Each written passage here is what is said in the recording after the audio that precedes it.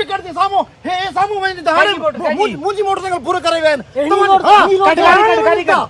तमाजे सामो पूर थिया जल्दी कयो जल्दी को मोटरसाइकिल मोटर मुझे जल्दी क्यों हो वजनता सामो वजनता जल्दी क्यों पिकड़ के सामो भी पूर थे ओम काडे वंजे ये पापा चल गाड़ी भाज बी काने भाजे ये थे साहब ये थी वो बदमाश गोठ में सजो दी चोरियों हां हेठ वे फोन कर थाने ते फोन कर नफरी भी घुरा मोबाइल भी घुरा नफरी जी तकलीफ न कयो तमाम मुखो इते ही हथ करदा आवे गलाए जा तो साहब से ये छुकड़ा हां इंजी आकड़ हली मां थाने ते कढा तो 2 मिनट में तमारे काल इंदी वे 2 मिनटन में कंजी भी कार अचे मन डोरन के असाई मन छूट छडे दियो तो के छडे दियो मना काल खण अरे धीरे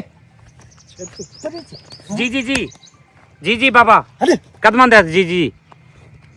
हा बाबा साईं ओ को ड्यारी होया फुर कई वजन पिया असां उनके वरतो आहे छोकरे के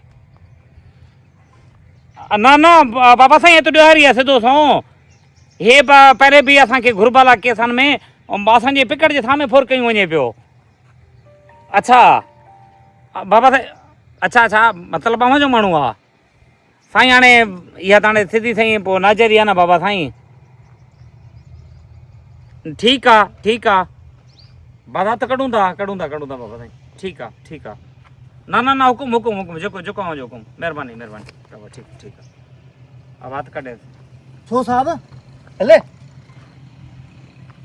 हाणे हल आका न ॾिखा तवा के चे इज्जत सां हथ कढो न हल छा है साहब छा थियो छा है हे भोतार जी फोन आहे छा थियो पो मना पाण डोयारी के पकड़ियो भी ना भोतारन जी फोन कंहिंजी फोन हे पाण जलील थिया हूं यार हे पो इए तो मुआशरो कोन सुधरदो हाणे इन इलाके में ड्यूटी करणी आहे त पोइ ईअं ड्यूटी कयूं ॿियो छा कयूं वठी होॾूं मथां ऑफिसरनि जो ज़ोर आहे तव्हां इहे छा नालो आहे इहो ॾोह ख़तमु करायो ऑफिसर पाण भोतारनि सां मिली भगत चई मां एसपी सां ॻाल्हायां थो मां चयो न ॻाल्हायो बाबा एसपी जो पाण फोन करिया त भोतार रिकॉर्ड जी वञा न छा कयूं हा हाणे ॿुधो पोइ एसपी पाण ते ज़ोर छो थो ॾे ड्यूटी कयो ही कयो हूं कयो तव्हांजी हद में हे शइ छो थियो हो शइ छो थियो पाण बस घर वेही रहूं न एसपी मंदल ते उन्हनि जा माण्हू रखियल आहिनि तुंहिंजी असांजी कहिड़ी औकात आहे छा कजे मांजो माण्हू हकीकत पुछे न एतिरो पाण ज़लील थिया हूं ख्वारी हूं बि थींदी आहे बस घर वेही रहूं बस ईअं पगार खणूं ॿियो हाणे ॾोयारनि खे पकड़ूं बि सही वरी फोन ते छॾे बि ॾियूं पाण छा कयूं कढ बस ॾे गाॾी हुनखे ॾे अॻे खे बि हाणे छा कयूं माण्हू सुवाल जवाब कंदा आहिनि साईं गाॾी मोटी जवाबदार काॾे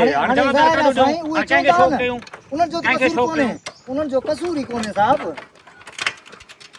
साफ़ी ॿियो टियों असांजे मथां काढ़िया वधा आवाम न आहे कावड़ियल आवाम ई पाण ते कावड़ियल आहे न हल